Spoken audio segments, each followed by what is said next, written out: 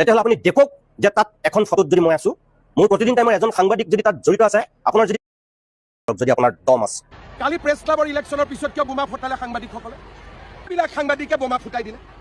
সাংবাদিক ইমান অধম হ'ব পাৰেনে, ইমান নিধক হ'ব পাৰেনে?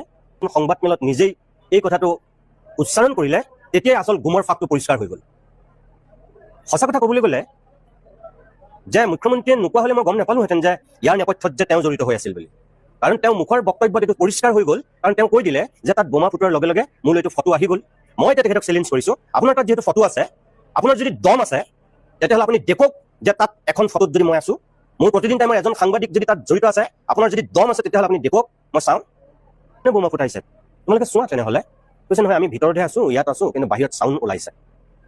মই তেতিয়া গম পাই গ'লোঁ যে এইটো কোনোবাই বদনামী কৰিবৰ কাৰণে এই কামটো কৰিছে। আৰু মুখ্যমন্ত্ৰীয়ে যেতিয়া পিছদিনাখন সংবাদ মেলত কৈ দিলে, মই তেতিয়া গম পাই গ'লোঁ প্ৰেছ ক্লাবৰ নিৰ্বাচনৰ লগত তেওঁ কি সম্পৰ্ক। প্ৰেছ ক্লাবত ঘপককৈ কোনোবাই বোমা ফুটাইছে, তেওঁ লগৰ লগত যে ফটো পাই গ'ল, তাৰমানে তেওঁ তাত জড়িত আছিল। তাৰমানে তেওঁ নিজৰ যিকেইজন পৃষ্ঠপোষক কৰা প্ৰাৰ্থী আছিল, সেইকেইজন হৰাৰ কাৰণে তেওঁলোকৰ সৈতে তেওঁ সেই কামটো কৰালে নেকি? এইকেইদিন আপুনি কিবা হতাশাত আছে, নিৰাশাত আছে, আপোনাৰ ক'ৰবাত অলপ মানসিক দ্বন্দ্ব হৈ আছে, হয়তো আপুনি ক'ৰবাত ভয়তো আছে। গতিকে আপোনাৰ ভয়ৰ বহিঃপ্ৰকাশ ঘটি আপুনি আবুল তাবুল কথা য'তে ত'তে নাগাব। এখন ছবি মাত্ৰ ৰাজহুৱা কৰক যদি আপোনাৰ দম আছে। কালি প্ৰেছ ক্লাবৰ ইলেকশ্যনৰ পিছত কিয় বোমা ফুটালে সাংবাদিকসকলে? এইবিলাক সাংবাদিকে বোমা ফুটাই দিলে। সাংবাদিক ইমান অধম হ'ব পাৰেনে, ইমান নিধক হ'ব পাৰেনে? সংবাদ মেলত নিজেই এই কথাটো উচ্চাৰণ কৰিলে তেতিয়াই আচল গুমৰ ফাকটো পৰিষ্কাৰ হৈ গ'ল। সঁচা কথা ক'বলৈ গ'লে যে মুখ্যমন্ত্ৰীয়ে নোকোৱা হ'লে মই গম নাপালোহেঁতেন যে ইয়াৰ নেপথ্যত যে তেওঁ জড়িত হৈ আছিল বুলি। কাৰণ তেওঁ মুখৰ বক্তব্যত এইটো পৰিষ্কাৰ হৈ গ'ল, কাৰণ তেওঁ কৈ দিলে যে তাত বোমা ফুটোৱাৰ লগে লগে মোলৈ এইটো ফটো আহি গ'ল।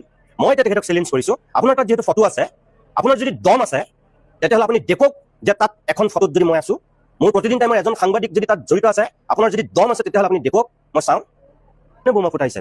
তোমালোকে চোৱা তেনেহ'লে। কৈছে নহয় আমি ভিতৰতহে আছোঁ, ইয়াত আছোঁ, কিন্তু বাহিৰত চাউণ্ড ওলাইছে। মই তেতিয়া গম পাই গ'লোঁ যে এইটো কোনোবাই বদনামী কৰিবৰ কাৰণে এই কামটো কৰিছে। আৰু মুখ্যমন্ত্ৰীয়ে যেতিয়া পিছদিনাখন সংবাদ মেলত কৈ দিলে, মই তেতিয়া গম পাই গ'লোঁ প্ৰেছ ক্লাবৰ নিৰ্বাচনৰ লগত তেওঁ কি সম্পৰ্ক। প্ৰেছ ক্লাবত ঘপককৈ কোনোবাই বোমা ফুটাইছে, তেওঁ লগৰ লগত যে ফটো পাই গ'ল, তাৰমানে তেওঁ তাত জড়িত আছিল। তাৰমানে তেওঁ নিজৰ যিকেইজন পৃষ্ঠপোষক কৰা প্ৰাৰ্থী আছিল, সেইকেইজন হৰাৰ কাৰণে তেওঁলোকৰ সৈতে তেওঁ সেই কামটো কৰালে নেকি? এইকেইদিন আপুনি কিবা হতাশাত আছে, নিৰাশাত আছে, আপোনাৰ ক'ৰবাত অলপ মানসিক দ্বন্দ্ব হৈ আছে, হয়তো আপুনি ক'ৰবাত ভয়তো আছে। গতিকে আপোনাৰ ভয়ৰ বহিঃপ্ৰকাশ ঘটি আপুনি আবুল তাবুল কথা